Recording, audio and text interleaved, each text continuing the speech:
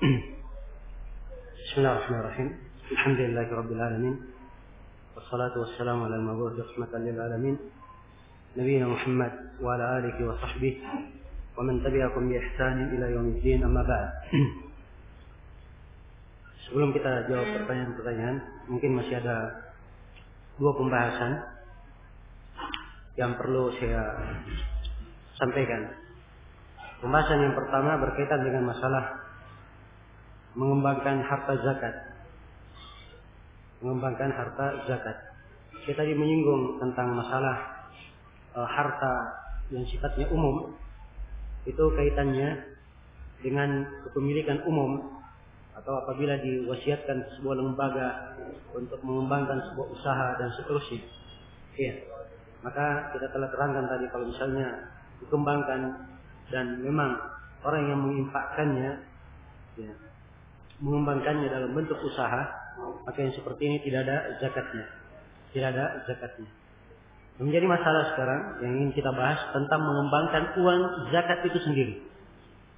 Uang zakat itu sendiri. Kalau kita lihat dalam bentuk prakteknya, ya, di masa ini ada dua bentuk. Yang pertama, dikembangkan oleh orang yang mengeluarkan zakat itu sendiri. Ada misalnya seorang dia kena kewajiban zakat, ya, berhubung karena dia menguasai bisnis, ya, dan dia mempunyai modal, maka tatkala ia kena kewajiban zakat misalnya 40 juta, zakat dia yang harusnya dia keluarkan 40 juta tidak dia keluarkan. Tapi 40 juta ini dia kelola dengan bentuk bisnis khusus supaya dikembangkan, ya, dari bentuk zakat. Dan hasilnya, keuntungannya nanti untuk penyaluran zakat. Apakah ini diperbolehkan? Ya. Jawabannya bahwa hal ini tidak diperbolehkan. Hal ini tidak diperbolehkan. Sebab ya, kita telah menerangkan bahwa zakat itu, ya, harusnya segera dikeluarkan. Zakat itu harusnya segera dikeluarkan. Dan telah berlalu bersama kita pembahasan bahwa zakat itu diserahkan kepada 8 asnaf, 8 golongan, ya, dan mereka yang ketika menerima itu lebih berhak untuk menggunakannya sesuai dengan maslahat dan kepentingannya. Dan sekiranya ini adalah hal yang jelas. Sisa masalah yang kedua, kalau misalnya pengembangan uang zakat ini dikelola oleh pemerintah atau dikelola oleh lembaga resmi pengumpul zakat, ya, seperti kita ketemukan di sebagian masjid yang datang atau dibentuk padanya lembaga pengumpulan zakat, mereka mempunyai pemegang harta zakat yang sangat banyak. Maka mereka kembangkan. Mereka memberikan modal kepada si miskin untuk berusaha, tapi modal itu nanti dikembalikan. Ya, dikembalikan. Modal dalam bentuk apa? Dalam bentuk atau modal dari uang zakat. Dari uang zakat.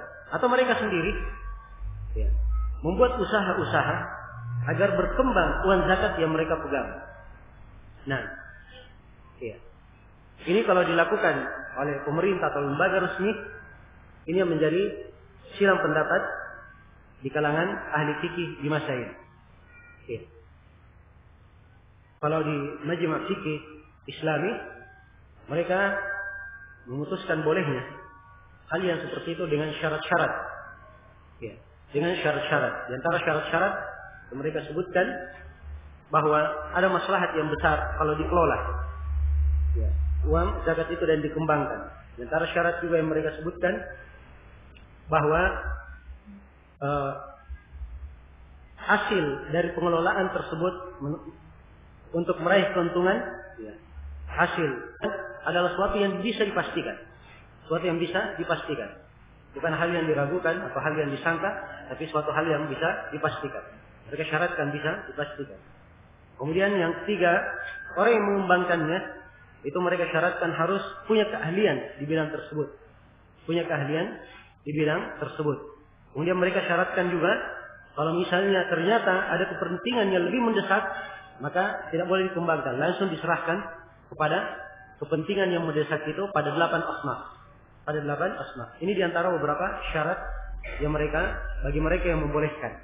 Ya, dan tentunya ini tidak berlaku atau tidak berjalan ya, di sejumlah orang yang memutar atau mengembangkan ya, hasil zakat tersebut. Nah, ini syarat-syarat yang sebagian dari syarat-syarat yang mereka tekankan. Pendapat yang kedua, tidak boleh secara mutlak dikembangkan. Dan ini yang difatwakan oleh Al-Lajnah Daimah ya, dari para ulama kita, para ulama besar yang duduk di Lajnah Daimah. Dan ini pula yang difatwakan oleh Syekh Ibnu Utsaimin bahwa itu adalah hal yang tidak diperbolehkan. Hal yang tidak diperbolehkan. Ya, mereka semua berpegang dengan alasan-alasan yang sangat kuat. Ya, di antara alasan tersebut bahwa zakat itu telah ditentukan siapa saja yang berhak menerimanya. Juga di antara alasan bahwa zakat ya asalnya sesegera mungkin diserahkan. Sesegera mungkin diserahkan. Ya, kemudian yang ketiga bahwa pengelolaan harta zakat ini keluar dari jalur yang ditetapkan oleh syariat. Jalur yang ditetapkan oleh syariat. Nah, ya. Jadi kalau kita lihat dari sisi dalil, tentunya pendapat yang tidak membolehkan itu lebih kuat dan lebih hati-hati, ya sesuai dengan jalurnya.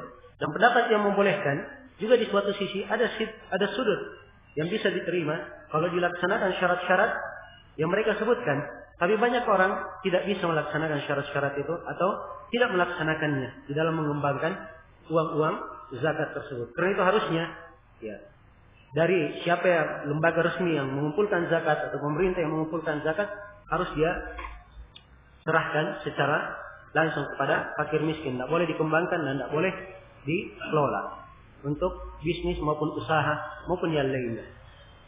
Nah, ini pembahasan yang pertama. Kemudian pembahasan yang kedua berkaitan dengan bisnis yang sifatnya jasa maknawi. Ya, jasa maknawi. Ya, ini kadang di masa ini kadang dibahasakan dengan bahasa waralaba. Ya, dengan bahasa waralaba. Dan bentuknya beraneka ragam tentunya dalam bisnis waralaba. Ya. Nah, bentuknya beraneka ragam. Yang jelas kadang seorang punya lisensi untuk suatu produk tertentu yang punya nama di tengah manusia, atau dia punya nama toko atau nama dari perusahaan atau nama dari sebuah bisnis yang sudah laris di tengah manusia. Jadi siapa saja yang buka toko atau dia buka warung dengan nama tersebut pasti akan ramai dikunjungi, dan orang akan beli darinya. Ini disebut dengan nama apa? Waralaba. Iya. Nah, demikian pula dari waralaba ini masuk di dalamnya hak cipta, penjagaan terhadap hak cipta, ya, hak penulisan dan yang semisal dengan itu. Nah, ya, secara umum bisnis waralaba ini sepanjang ya ada manfaat yang pasti didapatkan dalam bisnis tersebut, ya, dan seorang mengambil manfaat darinya, asalnya dia adalah jual beli yang syah. Asalnya dia adalah perniagaan yang syah. Jelas ya? Seorang misalnya, anggaplah dia punya warung, warungnya ada nama warung, namanya sudah terkenal untuk masyarakat Indonesia. Misalnya, di berbagai tempat ada nama warung ini. Kalau si pemiliknya berkata, silahkan kamu buka dengan nama warung saya, tapi kamu bayar ya, setiap tahunnya sekian ya, kepada saya misalnya. Kamu bayar setiap tahunnya sekian. Karena pasti ketika dia masuk ke dalam bisnis ini, dia buka dengan nama warung itu, pasti dia akan apa? Dia akan beruntung. Ya. Dan tentunya tatkala si pemilik waralaba ini memberikan nama, maka dia memberikan perangkat-perangkatnya. Ya. Dari metode dia menyusun warungnya, kemudian akan diajari bagaimana cara memasaknya, cara kopinya dan seterusnya, supaya sama kualitasnya dengan warung yang dia miliki. Jelas ya? Maka ini penyiapan jasa, dan di sini adalah bentuk manfaat. Dan dia masuk dalam syarat jual beli yang syah. Sepanjang bentuknya seperti itu, insyaallah taala tidak ada masalah. Yang kita bahas di sini, apakah orang yang bisnis dengan cara waralaba ini ada zakatnya atau tidak? Sebab kalau dikatakan barang, mereka tidak punya barang. Mereka hanya menyiapkan apa? Menyiapkan jasa dan nama. Iya. Jelas? Ya, kalau waralabanya berkaitan dengan hak cipta tertentu, produk tertentu, ini lain lagi masalahnya.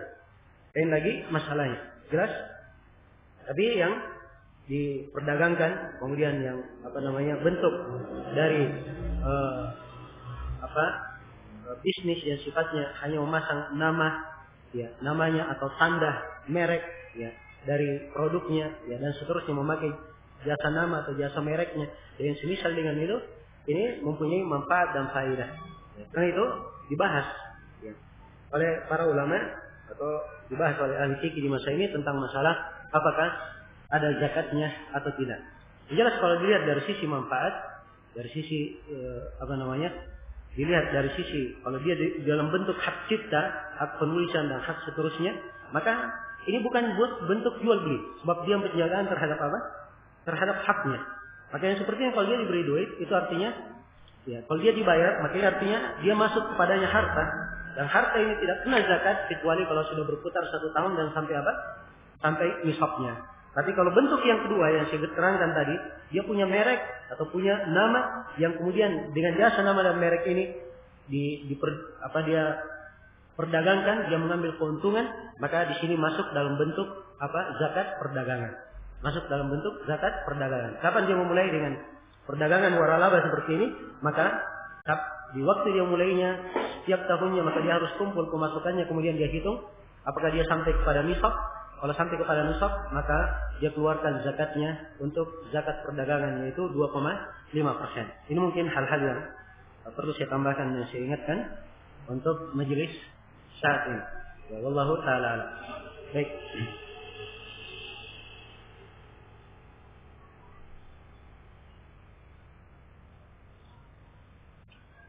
Apakah hasil pemberian zakat fitri boleh untuk membayar zakat fitri? Ya. Jawabannya tidak. Kalau dia ketika di malam kewajiban dia tidak memiliki lebih daripada itu, maka dia tidak mengeluarkan zakatnya, Nah,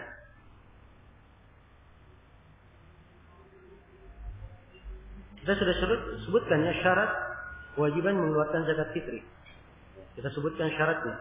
Harus ada syarat keislaman, kemudian punya kecukupan, dan telah kita terangkan makna kecukupan itu apa. Kemudian dikeluarkan pada waktu wajibnya. Dia punya 1 sok lebih dari kecukupannya. Dia punya 1 sok lebih dari kecukupannya.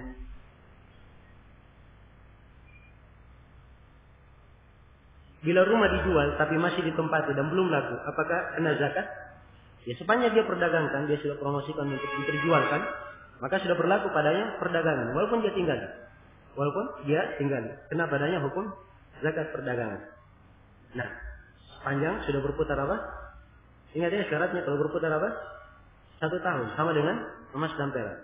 Jadi dia perdagangkan selama setahun, dia hitung. Nanti zakatnya.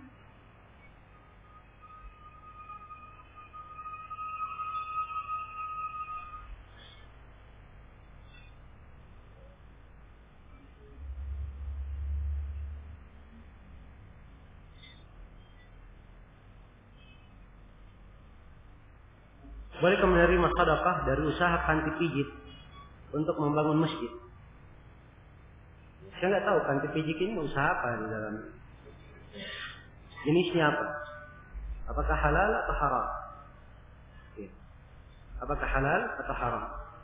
Ini perlu dibahas apa yang usahanya, jenisnya apa, siapa yang bekerja di situ, dan seterusnya.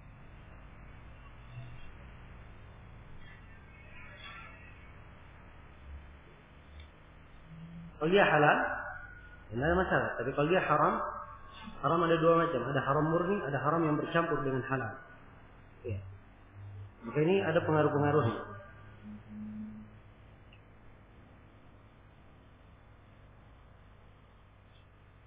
Bagaimana dengan sebagian orang pada zaman ini yang mengganti zakat fitri dengan uang, dengan alasan mempermudah? Jawabannya, hal tersebut tidak diperbolehkan. Dan telah kita terangkan bahwa zakat fitri itu tidak boleh diuangkan. Nah, sebab di masa Nabi Shallallahu Alaihi Wasallam dikeluarkan dalam bentuk makanan. Alasan mereka mengatakan dipermudah, untuk mempermudah. Ini juga ada di masa Nabi. Kan lebih mudah mengeluarkan dengan mata uang dinar atau dirham. Kan lebih mudah. Tapi tidak dilakukan oleh Nabi Shallallahu Alaihi Wasallam. Tidak ada kaidah di dalam masalah ini. Ya, sesuatu kata para ulama, ma wujida sababuhu di zamanin Nabi sallallahu alaihi wasallam wa lam yaf'alhu, ya, bahwa lam yushra'. Ya. Apa yang ditemukan sebabnya di masa Nabi dan Nabi tidak melakukannya, maka itu tidak disyariatkan. Ya. Untuk mempermudah ini ada di masa Nabi, alasan untuk mempermudah. Tapi Nabi tidak melakukannya. Itu menunjukkan bahwa itu ada hal yang disyariatkan dan itu terhitung bid'ah kalau dilakukan. Nah, ini satu sisi. Kemudian di sisi yang lain harus diketahui bahwa kaidah dari zakat fitri kenapa dibawa dalam bentuk barang, harus dikeluarkan dalam bentuk makanan. Ya. Ini syairah min sya'airil Islam. Salah satu simbol dari simbol Islam. Supaya nampak di hari-hari itu bagaimana kaum muslimin mengeluarkan, berinfak, nampak orang yang membeli makanan pokoknya kemudian dia bagikan, dia serahkan, kelihatan. Ya, supaya kelihatan hari itu bagaimana kaum muslimin ta'awun, tolong menolong, ya, dan memberikan kepada saudaranya yang berhak untuk menerimanya. Dan ini tidak akan nampak dengan apa? Dengan memakai uang. Kemudian yang ketiga, kalau mengatakan ini lebih mudah, ya, tidak ada yang mengetahui kemaslahatan dan kebutuhan orang yang menerima. Tidak ada yang mengetahui kemaslahatan dan kebutuhan orang yang menerima. Ada orang yang menerima beras ke makanan pokok, dia lebih senang makanan pokok. Kalau diberi duit, dia beli ke makanan pokok, mungkin akan lebih mahal lagi harganya dia beli. Ya. Mungkin akan lebih mahal harganya. Maka tidak sepantasnya ya seseorang itu keluar dari apa yang dilakukan oleh Nabi Sallallahu Alaihi Wasallam dan para sahabatnya. Alasan yang mereka sebutkan ini mengganti dengan uang, semuanya ada di masa Nabi Sallallahu Alaihi Wasallam. Tapi tatkala Nabi Sallallahu Alaihi Wasallam tidak melakukannya, maka itu menunjukkan bahwa hal tersebut tidak disyariatkan.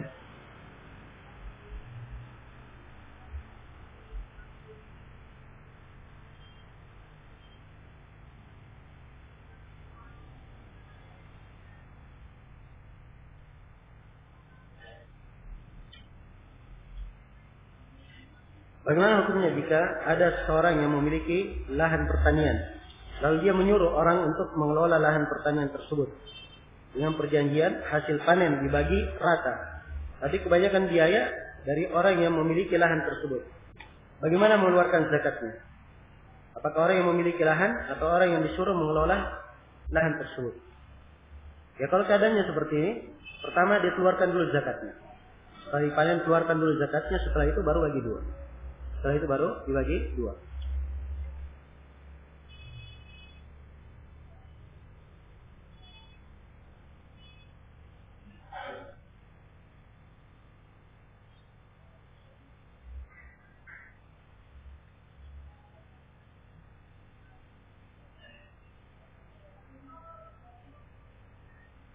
Seorang akan memborong kacang tanah yang masih dalam tanah, belum dipetik atau dicabut. Dia memperkirakan jumlah kacang dan kualitasnya dengan mencabut kacang itu pada beberapa tempat tertentu dalam sawah tersebut. Setelah dia cocok dengan apa ya ia taksir, dia mengadakan akad jual beli dengan pemilik dengan membayar harganya jika telah sepakat. Apakah hal yang seperti ini telah menyebar di masyarakat? Bolehkah hal tersebut? Ya, sesuatu yang ditaksir itu sesuatu yang nampak. Badai yang seperti ini tidak nampak. Dia cabut sebagian tempat itu tidak nampak namanya. Ya. Mungkin aja sebagian tempat ini bagus, tapi tempat yang lainnya tidak kelihatan. Ya. Maka ini jual beli bentuknya gharar, terdapat ketidakjelasan di dalamnya. Dan ini salah satu hal yang menyebabkan tidak bolehnya terjadi transaksi jual beli apabila ada ketidakjelasan. Ya. Kalau ingin jual beli, pertama dicabut dulu semua kacangnya. Ya, setelah dicabut dilihat, nah baru lebih bisa taksir dengan melihat. Nah, dengan melihatnya.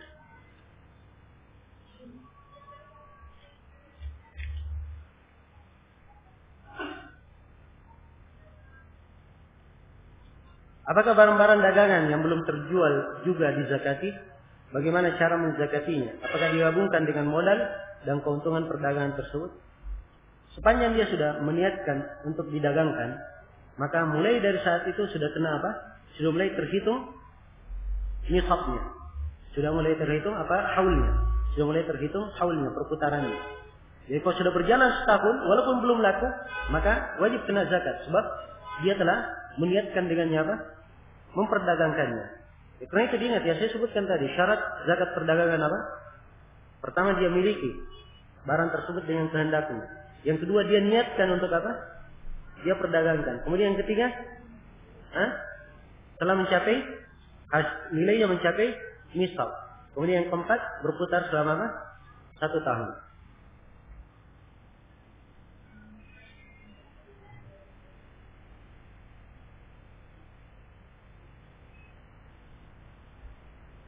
Ada waktu yang paling afdal untuk melakukan salat istikharah?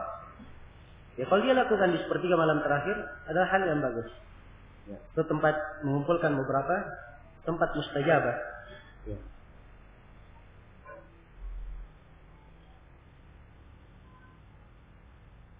Apa hukum pensiun yang diberikan kepada ahli waris karena si penerima pensiun sudah meninggal? Ya, saya kira pensiunan itu apa diberi ya kalau sudah meninggal?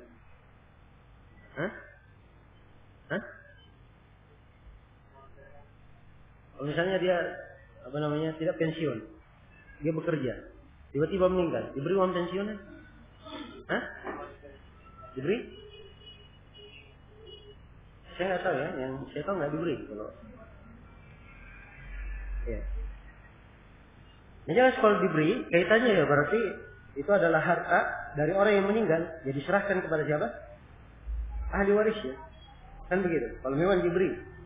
Nah, kalau zakatnya pas saat diberi, dilihat dia meninggal langsung diberikan. Maka yang seperti ini tidak ada zakatnya kalau langsung diberikan. Kecuali kalau harta tersebut sudah dipegang, pertama sudah dipegang dulu, ya. Orangnya sudah meninggal, sudah dipegang, kemudian dibagi secara ahli waris. Kalau masih ada kewajiban zakat dikeluarkan sesuai dengan jatahnya masing-masing. Ya, wallahu a'lam.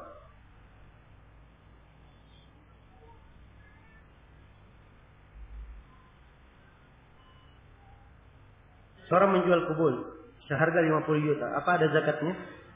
Kalau dia jual harganya 50 juta, maka ini artinya dia telah menjual, kan begitu?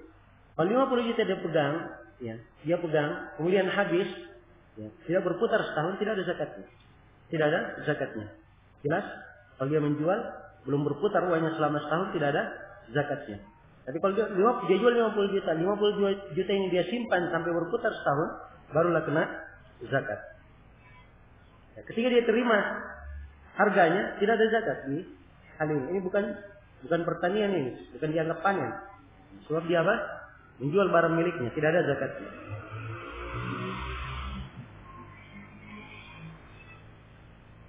Apa hukum DMT? DMT Baitul Mal wa Tamwil. Ya. Jadi lihat bagaimana sistemnya. Kalau bertanya hukumnya, terangkan bagaimana sistemnya.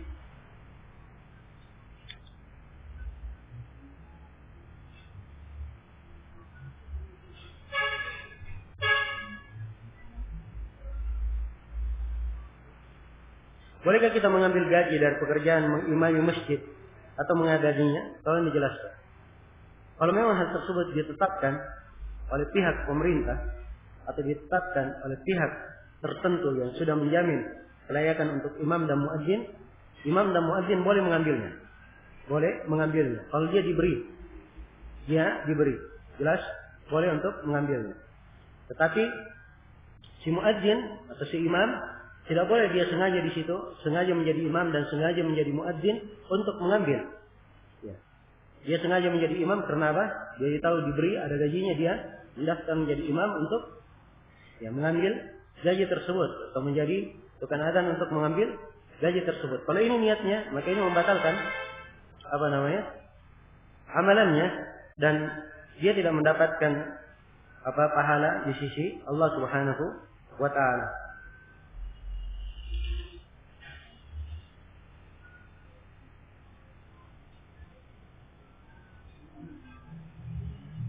Bolehkah menyemir rambut dengan selain warna merah? Dengan niatan untuk tidak gaya. Yang menyemir boleh dengan warna apa saja, yang penting bukan dengan warna hitam. Tapi disyaratkan rambut yang disemir adalah rambut yang telah beruban. Rambut yang telah beruban. Kalau belum beruban, tidak mau disemir. Ya, kecuali kalau dia mengobati misalnya, dikasih hinna kepalanya, bukan disemir, hanya diberi hinna untuk pengobatan kepala. Ya. Apakah karena dia sakit kepala atau karena banyak tombe atau semisal dengan ini, tidak ada masalah.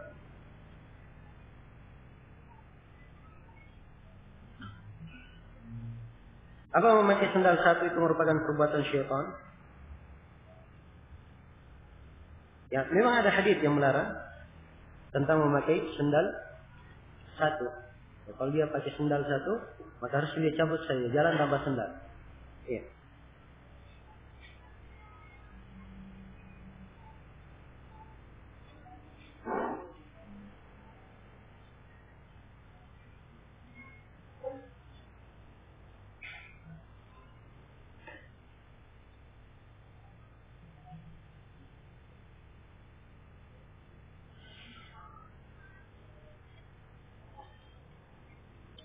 Bagaimana dengan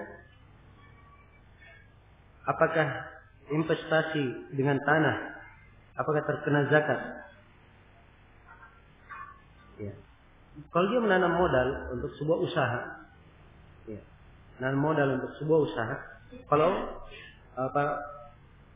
dia tanam modalnya untuk sebuah usaha, kemudian di waktu sudah genap setahun sampai kepada nisab, ya, modal tersebut serta hasil dari usahanya, maka ia kena zakat. Dia kena zakat.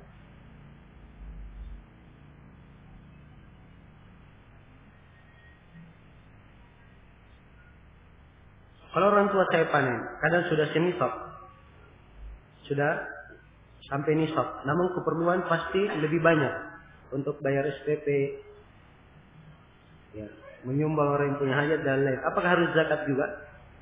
Ya. Dia yang penting sampai kepada nisab, ya, panennya sampai kepada nisab, maka hendaknya dia bertakwa kepada Allah, dikeluarkan hak wajib. Itu akan menjadi berkah untuk hartanya yang tersisa. Ya. Mungkin kalau dia tidak keluarkan nisabnya, harta yang banyak itu menjadi tidak cukup bagi dia. Tapi begitu dia keluarkan nisabnya, zakatnya, yang sedikit ini insya Allah bisa mencukupi. Dan Allah memberkahi. Nah, ya banyak orang menyangka bahwa berkah itu dengan banyaknya harta. Tidak mesti. Banyak orang punya harta itu tidak cukup untuknya. Dan dia tidak pernah merasa puas dengannya. Tidak ada berkah di dalamnya. Dan tidak ada berkah pada orang yang memiliki harta. Tapi ada orang yang tidak memiliki banyak harta, mencukupinya, hal yang telah membahagiakannya dalam kehidupan. Ya. Karena ya, hal tersebut berberkah dan yang sedikit dia miliki mencukupi keperluannya.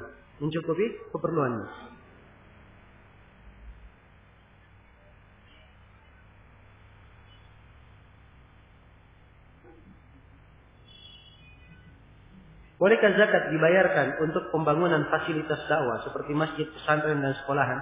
Apa jawabannya? Boleh atau tidak? Jawabannya tidak boleh diambil dari zakat. Ya. Tidak boleh diambil dari zakat. Bukan itu penyalurannya.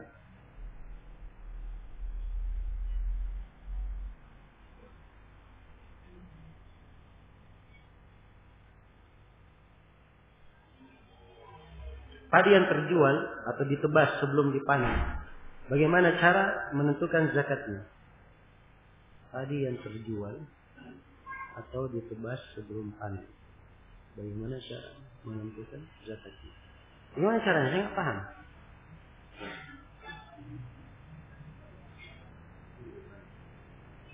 Kenapa ditebas? Ya, coba perhatikan. Panen yang terjual atau ditebas sebelum dipanen. Ya, bagaimana cara menentukan zakatnya? Ya mungkin ditaksir ya, sawahnya sekian, ini harganya sekian. Harganya sekian. Iya. Bagaimana cara mengeluarkan zakatnya? Kalau itu yang dia maksud, kenapa? Ya. Perhatikan ya. Kalau misalnya ada sawah, ya. Sawah ini ditaksir, ya. Harganya sekian. Nah, harganya sekian. Kemudian dia jual.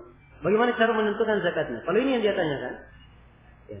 Maka yang pertama, ya, untuk orang yang melakukan cara yang seperti ini, saya nasihatkan dengan dua hal. Ya. Apakah dia merubah akad?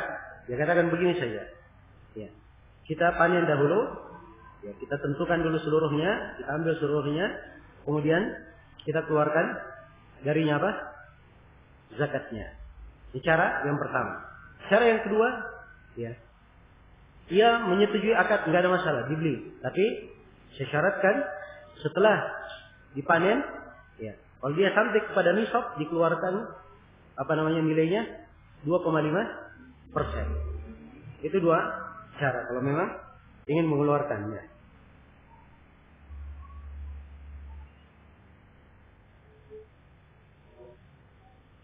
Seorang karyawan melarikan uang perusahaan, tapi pemilik usaha sudah mengikhlaskan uang.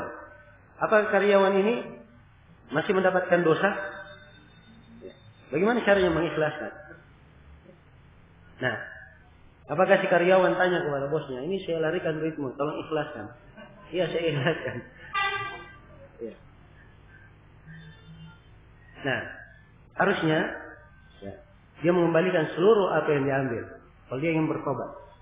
Ya, walaupun orang tersebut mengatakan dia ikhlaskan, itu bukan mengikhlaskan namanya. Itu membiarkan. Ya, membiarkannya. Bagaimanapun, ya, semua itu akan dihisab pada hari kiamat. Dihisab pada hari kiamat. Maka dia yang wajibnya dia kembalikan.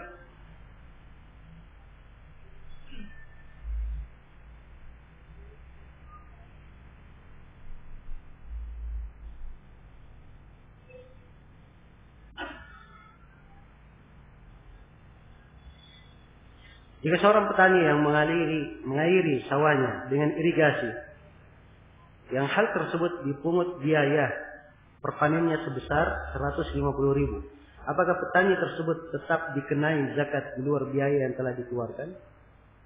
Jadi kena biaya panen, biaya 150.000 pengairan. Ya. Jadi dilihat ya jenis pengairannya berapa. Kemudian kalau dia beli air misalnya untuk mengairi sendiri, harganya berapa? Kalau dia masuk dalam kategori biaya yang mesti masuk dalam jumlah anggaran biaya, maka ya dia masuk ke dalam nilai yang dikeluarkan 5% saja. Sebab dia mengelolanya jadi kenapa? Dengan biaya. Tapi kalau 150 ini itu tidak ada apa-apanya dengan pengaliran. Ya. 150 ini hanya sekedar biaya untuk operasional bendungan, tidak ada nilainya sama sekali 150 ini. Ya. Fasilitas air itu lebih banyak dia dapatkan dan lebih bernilai, maka 150 ini tidak ada hukumnya. Jelas ya, tidak memberikan pengaruh. Tetap dia keluarkan 10 berapa? 10%. Dia keluarkan 10%. Ini dilihat keadaannya.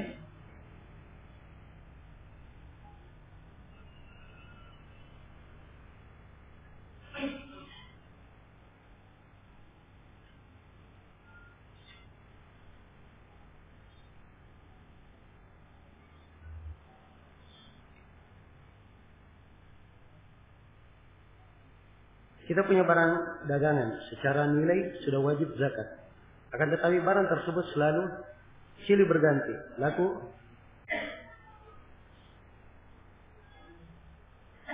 ya, contoh toko kelontong. Bagaimana cara zakatnya? Ya. Nah ini saya katakan di bab zakat perdagangan seorang itu, ya, dia menghisap dirinya seperti orang yang kikir menghitung. Ya. Menghitung apa? Dirinya. Setiap kali ada barang yang datang, apapun jenisnya dia catat. Ya, mencatatnya. Jelas ya? Dia mencatatnya. Ya, supaya nampak berapa modalnya, berapa hasilnya. Ya, baru setelah itu nanti dia hitung berapa zakat yang dia keluarkan. Apabila sudah sampai 1 tahun. Kita disuruh menjualkan barang orang lain. Barang tersebut belum milik kita. Dan kita mengambil untung sendiri di luar harga tersebut. Apakah hal tersebut diperbolehkan? Ya. Kalau dia diberikan barang, kadang katanya ini barang, ya, saya jual kepada kamu atau saya menghendaki dari barang ini 10.000. Ya. Kamu silahkan jual berapa saja. Kita jual 12.000, tidak ada masalah. Jelas? Ini bentuk jual beli yang syah dan dibenarkan. Nah, yang kelihatannya ini yang dimaksud oleh penanya. Itu tidak apa-apa, insyaallah ta'ala. Bolehkah memberikan zakat fitri kepada panti asuhan, yatim piatu? Ada yatim yang masuk kepada fakir dan miskin, ya, diberi dari zakat, tidak ada masalah.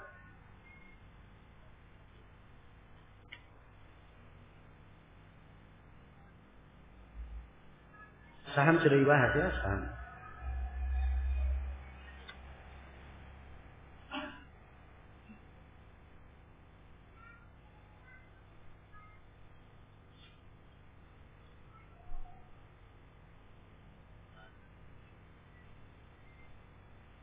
Sudah kita terangkan ya bahwa kelapa sawit tidak ada zakatnya. Seorang anak lahir setelah terbenamnya matahari tanggal 1 Syawal, apakah wajib dibayar zakat fitrinya? Jawabannya tidak wajib. Sebab matahari sudah apa? Ya, terbenam. Kalau sebelum terbenam, iya bayar. Kalau dia lahir sebelum terbenam matahari, iya bayar.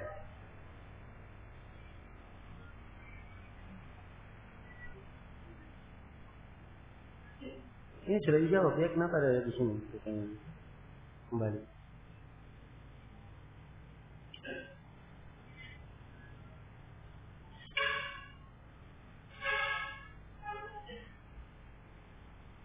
Seorang petani mengalami panen sebanyak 3 kali setahun. Panen pertama dan kedua hasilnya belum mencapai nisab. Panen ketiga bila dijumlah sudah mencapai nisab. Ya, apakah jumlah hasil panen selama setahun itu ada zakatnya? Jawabannya tidak ada zakatnya. Yang dizakati ketiga panen saja. Yang dia zakati. Ketiga apa? Ketiga panen.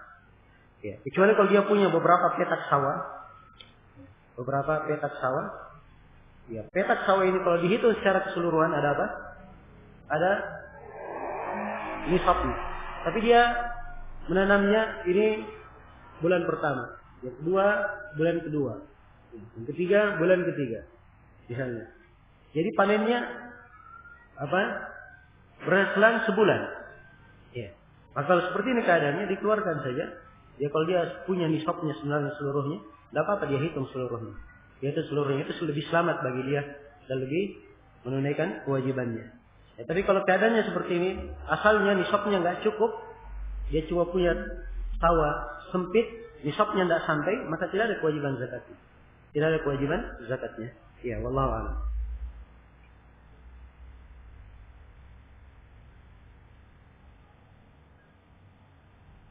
Apakah pemberian zakat untuk kebutuhan selama setahun hanya dihitung untuk keperluan makan saja atau untuk kepentingan lainnya juga seperti pakaian? Iya, dihitung yang lainnya juga dari keperluan yang merupakan keperluan pokoknya dan apa yang merupakan kecukupannya. Diberi dari makanan pokok, diberi apa yang cukup untuk dia pakai dalam setahun. Kalau dia tidak punya rumah, diberikan biaya sewanya selama setahun. Itu semuanya masuk dalam ya kecukupannya selama setahun.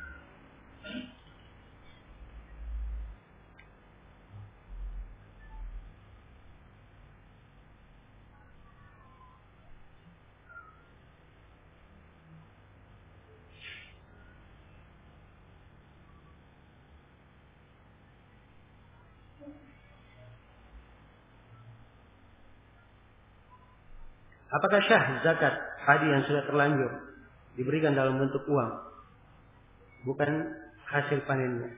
Ya, sepanjang dia sudah berlalu dan dia tidak tahu hukumnya, dia tidak perlu untuk mengulangi. Tapi untuk kedepannya dia keluarkan dalam bentuk hasil panen, dalam bentuk apa namanya dari jenis hasil panennya. Tidak boleh dia uangkan. Apakah pengajar TPA juga termasuk fi sabilillah yang berhak menerima zakat? Apa jawabannya? Dia termasuk. Ingat ya, fi sabilillah itu adalah orang yang berperan di jalan Allah. Ya. Orang yang berjihad itu fi sabilillah. Perang menghadapi musuh. Ya. Nah, kalau disebut semua fi sabilillah, terlalu banyak fi sabilillah. Ya. Untuk kepentingan partai saja, pemilu, ya. Ya. Memilih calon legislatif, ya alasannya apa? Boleh dipakai zakat. Ya, alasannya fi sabilillah. Semuanya apa? Fi sabilillah. Nah, apakah anak-anak yatim juga mendapatkan zakat? Ini sudah kita jelaskan tadi ya. Kalau dia termasuk fakir atau miskin, iya, dia dapat zakat. Demikian pula penuntut ilmu ya. Saya sudah terangkan tadi, penuntut ilmu. Penuntut ilmu kalau dia fakir atau miskin, dia diberi dari zakat. Dia diberi dari zakat. Jelas?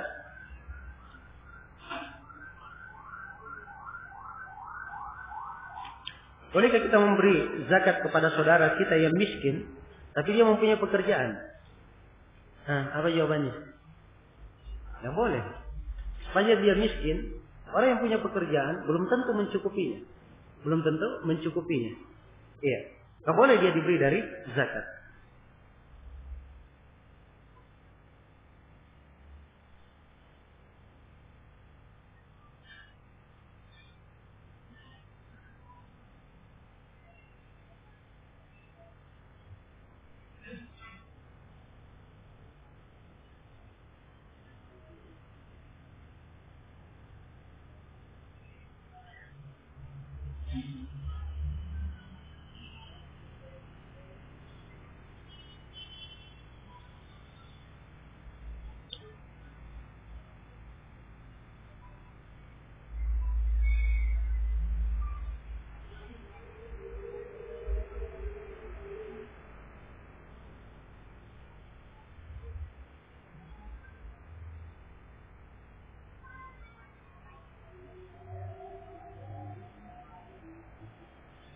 Ini pertanyaan saya tidak mengerti ya kalau maksud.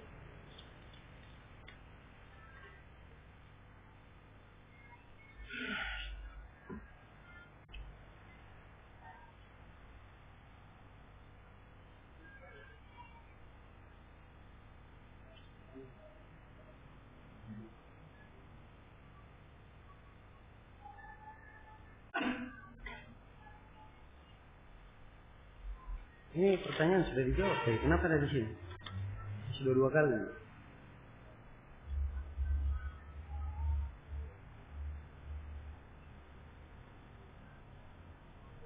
Ini juga sudah.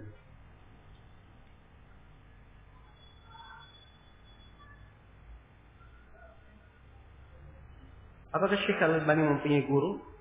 Kalau tidak, bagaimana beliau belajar? Tidak mungkin beliau tidak punya guru.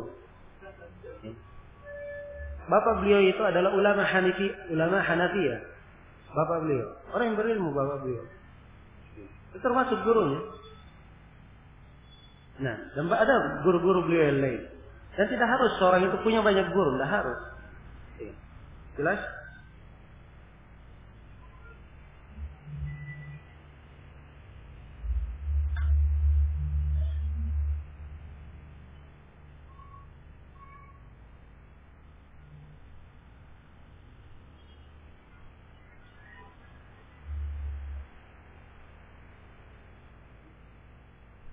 Ini sudah dijawab tadi.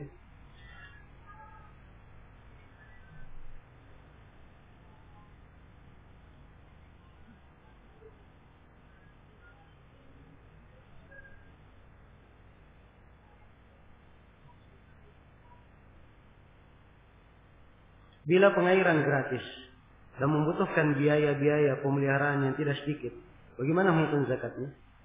Ya harus diketahui bahwa pembiayaan itu bukan di pengairan saja. Dihitung juga yang lainnya, pupuknya, kemudian mengembangkan tanahnya, menyuburkan tanahnya, itu masuk dalam biaya. Kalau dia mengeluarkan biaya untuk hal itu, yang dikeluarkan cuma 1/5 saja. Yang dikeluarkan cuma 5% saja.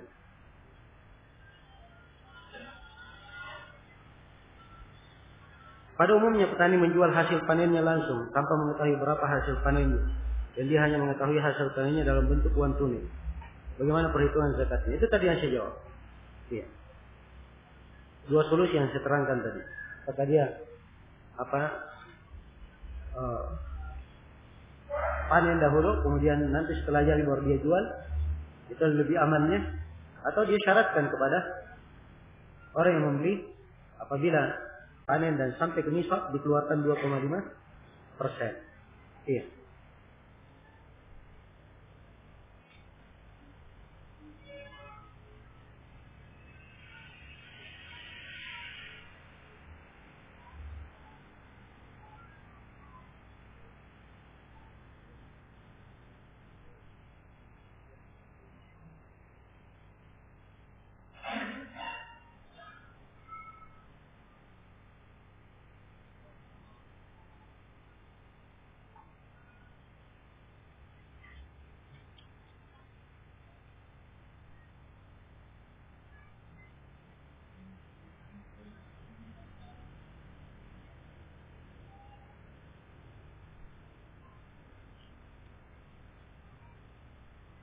Bolehkah akikah dengan 1 kambing?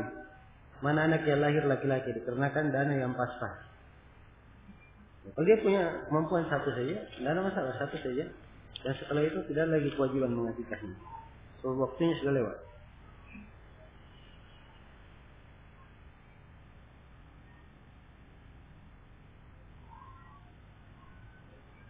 Bolehkah zikir sesudah sholat ataupun bukan sholat dengan menggunakan biji tasbih? Iya. Berzikir menggunakan biji tasbih itu adalah hal yang tidak disyariatkan. Tidak pernah dilakukan oleh Nabi Sallallahu Alaihi Wasallam dan para sahabatnya. Iya. Kalau ada riwayat yang menjelaskan menghitung biji tasbih, itu riwayatnya lemah. Dia riwayat yang kuat.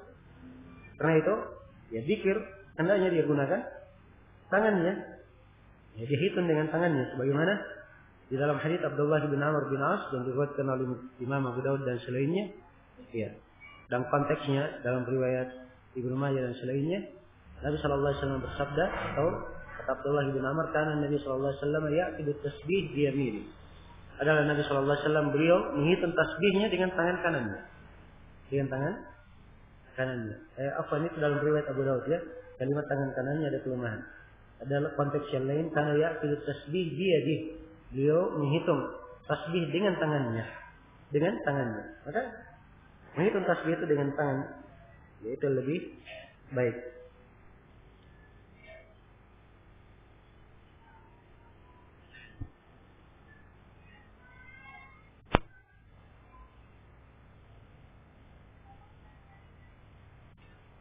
Apakah bacaan dalam sholat harus dibaca, dilafadzkan dengan tajwid yang benar?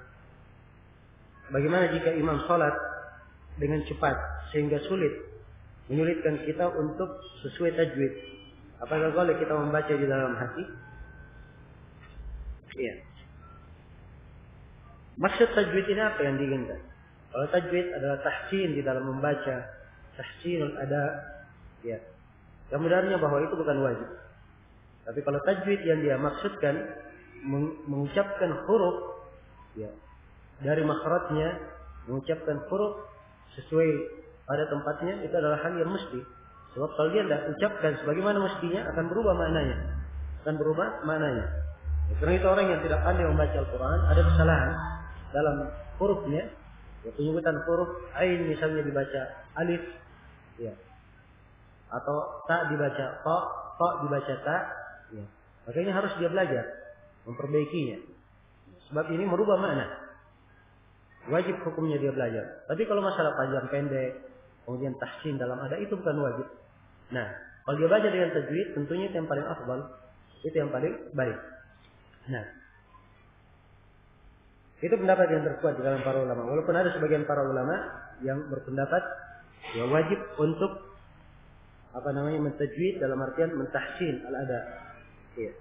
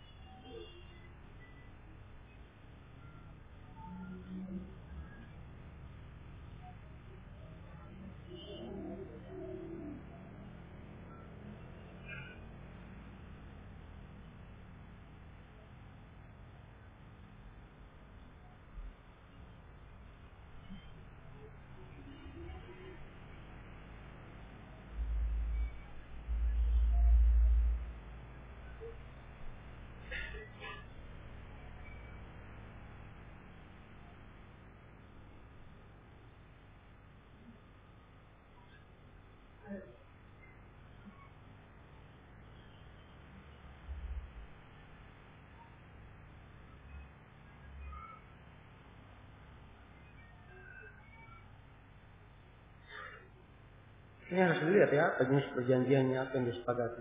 Seorang melakukan perjanjian dengan saudaranya atas sebuah perkara yang memiliki kurun waktu tertentu, masa berjalannya perjanjian tersebut. Sebelum perjanjian ini selesai dalam perjalanannya, kedua belah pihak berkumpul dan sepakat merubah isi perjanjian. Apakah ini dibolehkan dan termasuk memutuskan perjanjian di tengah pelaksanaan? Jadi lihat apa jenis perjanjiannya, apa yang akad yang dia bikin apa, ya, harus dia jelaskan.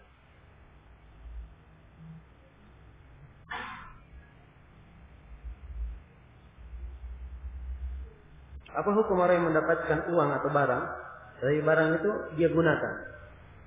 Dan barang itu dia gunakan. Tidak boleh menggunakan barang atau uang yang dia dapatkan, ya, sepanjang jumlahnya itu besar, tidak boleh dia gunakan. Tidak boleh dia gunakan sebelum dia ta'rif selama setahun. Ya, dia umumkan selama setahun. Kita membaca doa dan zikir pagi dan sore dengan memakai buku Hisnul Muslim. Apakah dibaca semua atau tidak? Ya boleh saja dia pakai bacaan-bacaan. Kalau dia tulis di situ ada hadis disahihkan oleh Syekh Al-Albani, enggak apa-apa. Nah, tadi buatkan oleh Syekh Bin Baz, dan masalah diamalkan. Tapi kalau komentar dari penulis sendiri, ya, ternyata beberapa hadis yang lemah di dalam Hisnul Muslim itu.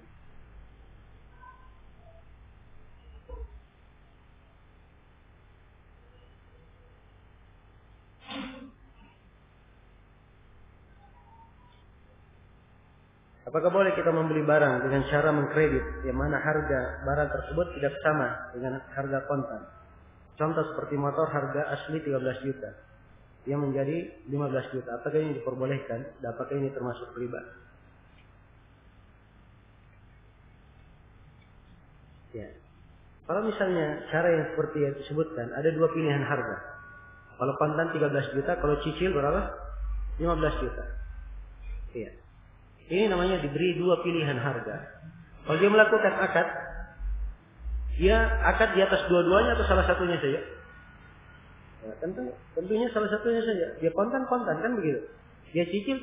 Ya. Nggak mungkin dia akad kontan cicil sekaligus. Itu nggak mungkin. Ya. Jelas? Ya kalau dia melakukan akad di atas salah satunya, berarti dia akad di atas satu transaksi. Ini tidak ada masalah. Tidak ada masalah. Ya, kadang banyak orang yang tersamarkan di sini. Oh ini menjual dengan dua harga. Apa yang dimaksud menjual dengan dua harga? Itu salah memahami hadis. Ya. Nah Rasulullah SAW ambi'ataini fi bai'ah. Nabi SAW melarang dua transaksi dalam satu jual beli. Itu harusnya begitu diartikan.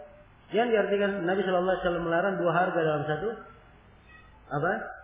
Dalam satu penjualan, dalam satu transaksi, itu salah menerjemahkan. Jelas? Dua transaksi dalam satu jual beli itu contohnya apa? Seperti bai'ul ina. Ya. Dua orang misalnya. Si A beli dari si B. Si A beli dari si B. Si A ini dia mencicil. Ya. Si A mencicil dari si B. Si A mencicil dari si B. Ya. Si A dia punya modal 1 juta. Dia perlu duit 10 juta. Maka datanglah si A kepada si B yang menjual motor. Ya, motornya harganya 12 juta. 12 juta kalau dicicil. Maka si A memberikan panjar 1 juta. Dicicil untuk berapa? 1 tahun. Ya, kemudian si B ini datang kepada si A setelah motornya dibeli. Karena si B tahu bahwa si A ini sebenarnya beli motor untuk dijual lagi. Beli motor untuk apa? Dijual lagi. Ya, maka dia beli dengan kontan kepada si A harga berapa? 10 juta. Kontan. Ya, si A menerima uangnya 10 juta. Kemudian dia tetap mencicilnya selama berapa? 1 tahun dengan akad yang pertama. Ini namanya dua transaksi dalam satu apa? Jual beli. Ini tidak diperbolehkan. Contoh lain misalnya, seperti apa yang terjadi sekarang ini di sebagian bentuk usaha. Ya, dan saya pernah jumpai di bisnis taksi. Ya, misalnya orang yang menjalankan taksi, ya, dia dituntut untuk store harian sebanyak 300.000 misalnya. Kalau dia sudah berjalan selama setahun, ya store harian dia berjalan misalnya selama 4 tahun store harian, ya 300.000, maka taksi ini menjadi miliknya. Ini dua transaksi dalam satu akad. Ini tidak boleh. Sebab ada dua akad sekaligus di sini. Dua akad dalam satu transaksi. Akadnya apa? Akad sewa dan akad kepemilikan. Ini tidak boleh dikumpulkan. Ya, dalam satu transaksi. Ini contoh-contohnya. Ya, jangan dimasukkan. Ya, beli dua harga, misalnya, ya, seorang memberikan pilihan. Kamu beli kontan atau cicil. Ini namanya memberi pilihan, bukan menjual dengan apa? Dua harga. Menjual dengan dua harga. Nah itu hati-hati ya di dalam memahami. Nah.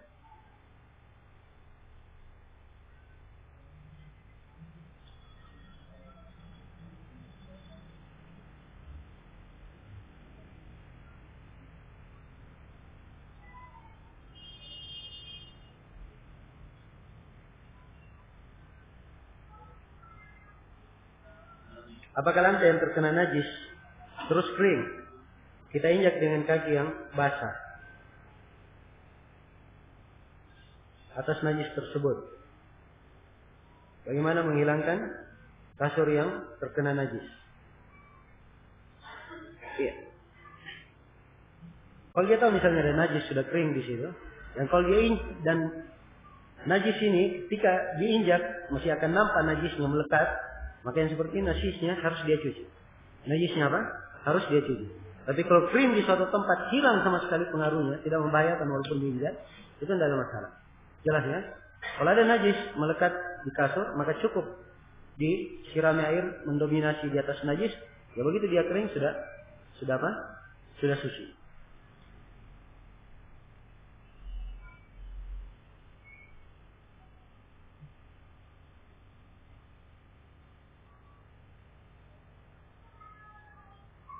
Seorang tidak dapat membedakan antara madi yang keluar dan sperma. Apakah dia mandi besar? Ya, bagaimana caranya disuruh mandi sedangkan dia tidak bisa membedakan airnya? Nah, ini harus belajar ya, bagaimana cara membedakannya. Itu ada pelajarannya, dan ini sudah berlalu bersama kita. Sudah kita bahas di pembahasan tahar dari Bulughul Maram.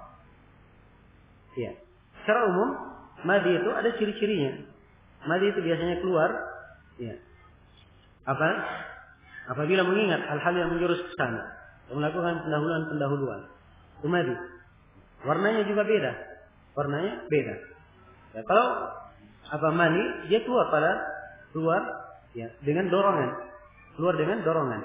Ya. Keluar dengan dorongan. Dan madi, ya, kadang dia tidak terasa keluarnya kalau madi. Tapi kalau mani itu pasti keluar dengan apa? Dengan dorongan. Dari sisi warna juga beda. Warna, bau dan kekentalan juga ada perbedaan. Harus pandai membedakan antara ini dan itu. Ini termasuk hal yang wajib ya dipelajari. Sebab hal-hal yang berkaitan dengan mengangkat kewajibannya. Dia mandi wajib atau tidak?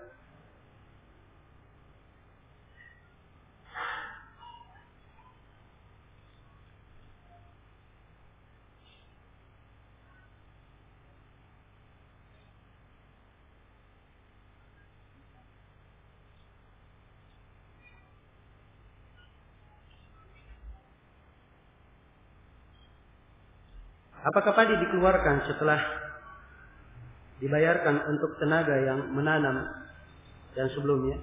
Tidak ya, kalau dia tenaga itu namanya biaya untuk tanaman. Karena itu dipungutnya hanya 5%. Karena itu semuanya dihitung sebagai apa? Biaya-biaya untuk tumbuhnya. Kalau dia mempekerjakan orang. Jelas ya? Demikian pula kalau dia membeli pupuk. Karena itu dipungutnya hanya 5%. Kalau dia tidak ada tenaga, hanya sekedar menanam saja, muncul ya ini pengairan gratis dari hujan ataupun dari bendungan atau dari sungai, maka itu yang kita katakan kena 10%.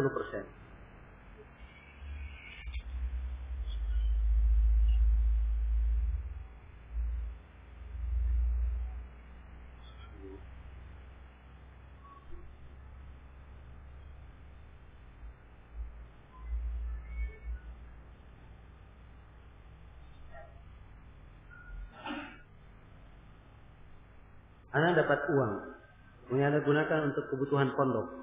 Apa ini boleh? Ya, apa maksudnya dapat uang? Diberi atau nemu? Ya. Kalau dia diberi, tidak ada masalah. Tapi kalau dia nemu duit, maka dilihat duit yang dia dapatkan. Ya, kalau dia sedikit jumlahnya di bawah ukuran 1/4 dinar, ya, maka kalau tidak ada memang pemiliknya nemu begitu, dia gunakan dalam masalah. Tapi kalau lebih daripada itu, maka harus diumumkan selama setahun. Kalau selama setahun tidak ada lagi yang mengaku memilikinya, boleh dia pakai. Tapi kalau pemiliknya datang harus dia bayar. Bolehkah mengqadha salat sunnah fajar bagi orang yang tidak melakukannya? Dia melakukannya setelah salat subuh. Ya boleh saja bagi orang yang punya udzur. Misalnya dia ketiduran, terlambat bangun. Tapi kalau dia sengaja, ya, dia sudah bangun sebelum subuh, cuma santai-santai, tidak sholat.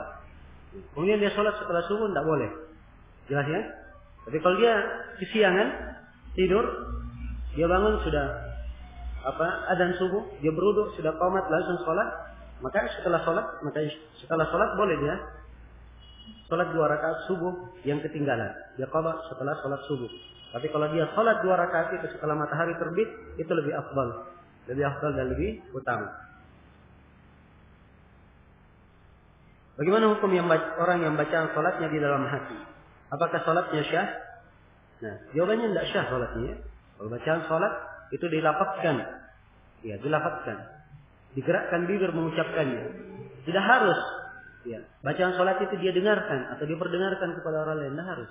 Yang penting bibirnya bergerak. Sebab konteks perintah bacaan dan pengajaran Nabi dalam sholat semuanya dengan bentuk lafaz, al-qaul dan lafaz. Qaul itu digerakkan, diucapkan. Jelas ya, bukan ucapan yang ada dalam hati. Maka orang yang melakukannya dan pernah salah dalam hal ini, ya apa yang telah lalu, ya insyaallah taala tidak ada masalah. Tapi setelah dia tahu, maka dia harus merubah. Ya hal tersebut wajib untuk dia rubah. Sebab ini dari hal yang merupakan keabsahan sholatnya.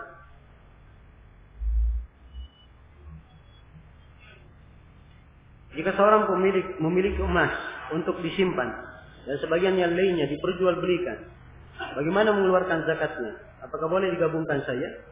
Ya, kalau dia jual beli emas, maka apa yang dia perjualbelikan itu dia hitung dulu seluruh nisabnya. Jelas? Adapun emas yang ada di tangan yang dia pakai itu nisabnya sudah jelas. Yang dikeluarkan sudah jelas. Tapi yang diperjualbelikan harus dia hitung berapa nilainya, kemudian dia hitung kadarnya, kemudian dia keluarkan. Ya. Nanti kalau belakangan semuanya sudah tahu hisabnya dikeluarkan sama-sama, tidak ada masalah. Apa hukum sholat hajat dan sholat tasbih? Sholat hajat tidak ada satu hadits pun yang sahih tentang sholat hajat. Semua hadits tentang sholat hajat ada kelemahan. Itu kaidah. Ya, adapun sholat tasbih, ini adalah taksiran pendapat di kalangan para ulama. Apakah haditsnya sahih atau tidak? Dan wallahu ta'ala alam bahwa haditsnya adalah hadits yang bisa dipakai berhujjah. Nah, bisa dipakai berhujjah. Tapi dia bukan sunnah muakkadah. Sholat tasbih itu bukan sunnah muakkadah. Dilakukan ya kadang-kadang. Sekali dalam seumur pun dilakukan tidak apa.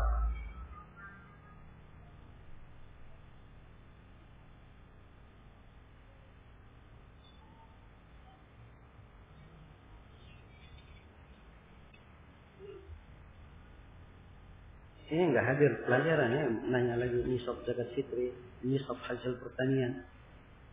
Ini berarti enggak hadir dari pelajaran. Ya, coba yang belum hadir didengarkan saja rekamannya nanti ya.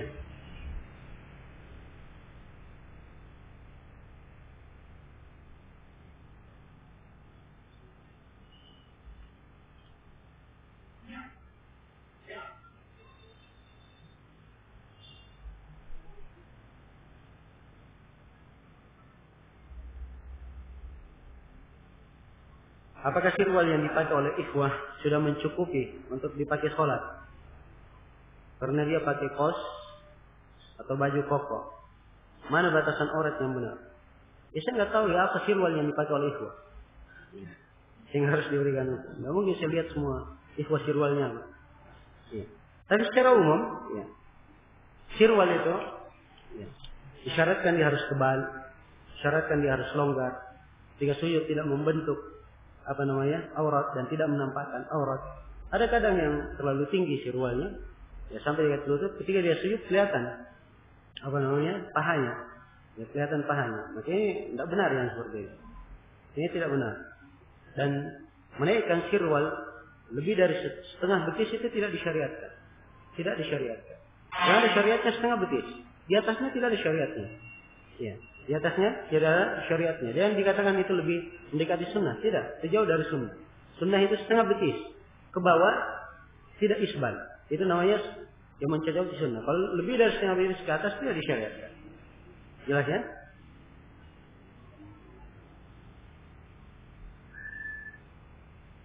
Ya, dan sebagian para ulama kita ada yang menganggap bahwa kalau dia memakai pakaian, ya, memakai pakaian, kebanyakan orang, ya pakaian itu turun ke bawah, maka afdalnya turun ke bawah, bukan setengah betis. Yang penting jangan isbal saja, turun ke bawah, yang penting jangan isbal. Jelas ya? Iya.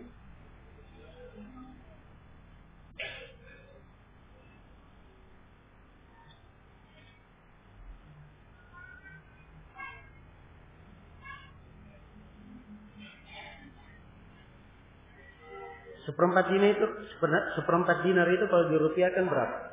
1 dinar tadi berapa? Berapa ukurannya 1 dinar? 4,25 gram. Berarti bagi 4. Setelah itu tanya ke toko emas berapa harga emas 1 gram.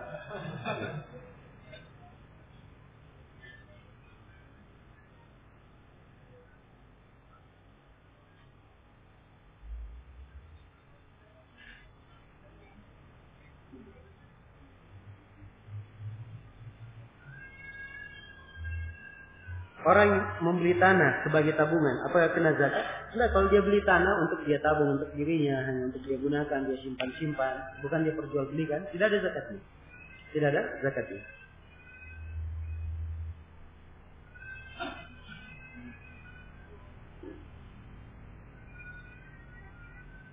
Apakah bisa seperti ini?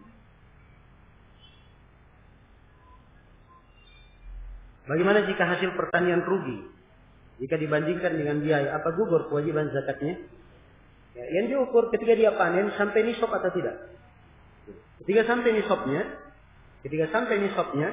ya dia panen, dia keluarkan. Dia keluarkan berapa? Dia keluarkan zakatnya. Ya, dengan rincian yang telah dimaklumi. Apakah 5% atau 7,5% atau 10%. Ya sesuai dengan cara dia mengelolanya. Ya, rugi atau tidak? Itu tidak masuk di dalam masalah ini. Yang dibahas adalah dia panen, ya telah mencapai nisabnya. Ya, dan syariat memberikan hukum umum sebab kebanyakannya, ya, manusia dalam posisi ini, mereka dalam posisi ada keuntungan di situ. Walaupun ada yang rugi di sebagian keadaan karena luasnya lahan yang dia kelola, maka itu keadaan-keadaan tertentu. Hendaknya dia bersabar, ya di dalam hal ini. Kalau dia keluarkan, insya Allah mudah-mudahan itu menjadi hal yang berberkah untuknya di masa depan.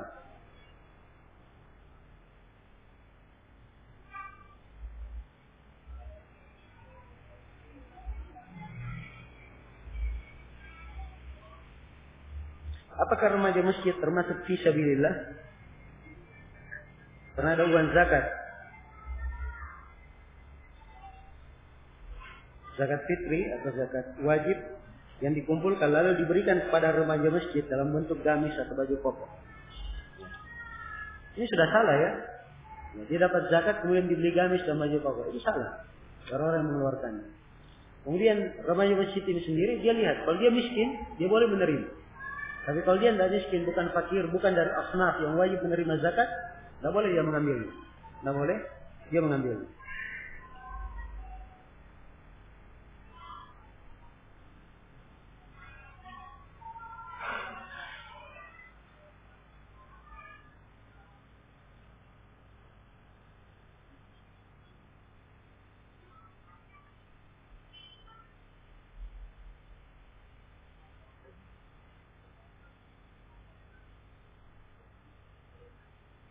Ini sudah dibahas ya.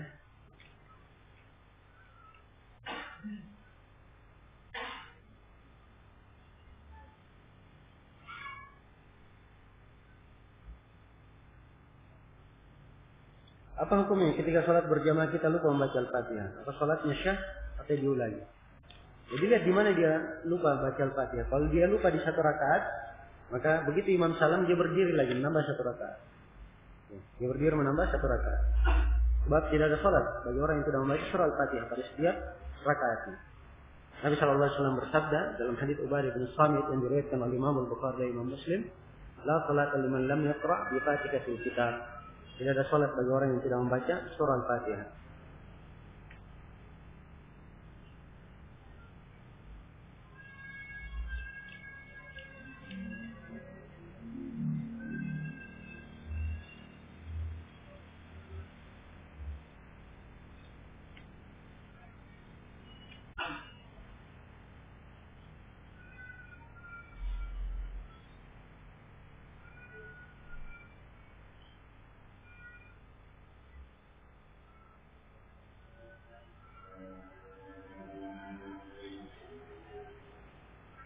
Hasil panen yang dizakati, apakah diambil, dikenai dulu sepertiga dan atau seperempatnya seperti dalam hadis yang berlaku, baru dihitung. Ya kalau dia taksir, ya kena masuk di dalamnya. Kurangi dulu sepertiga dan seperempat. Kalau ditaksir. Tapi kalau tidak ditaksir, tidak. Kalau sudah bentuknya tidak ditaksir, nah dia harus keluarkan sesuai dengan jumlahnya pada saat dipanen. Itu di penjualan tadi atau ada yang memungutnya di tasfir. Tapi seorang ketika dia punya lahan sendiri, dia kelola, kemudian dia panen, ya, ada hasilnya, maka harusnya seluruh hasil itu dia hitung.